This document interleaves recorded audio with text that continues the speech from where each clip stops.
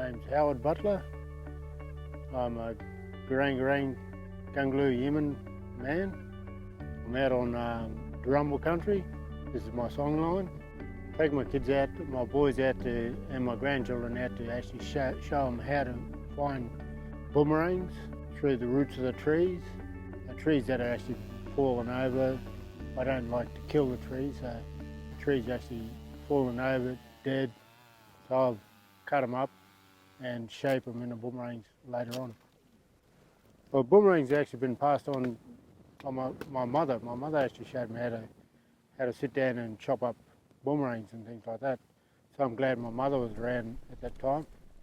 When I go out to the bush, I'd love to go stick around with all the kids and put a bit of time and effort into showing them different things like berries in the bush.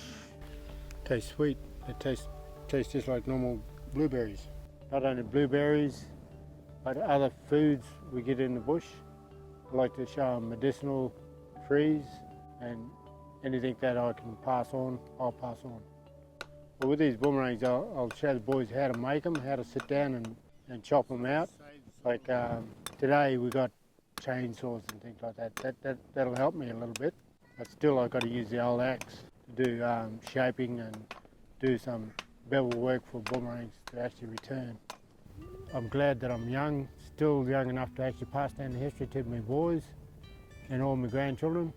While I'm fit and healthy, I can get out in the bush. But it's very important that we keep the culture alive. We've got to pass it on. The more we pass on, the more our children get to understand our culture.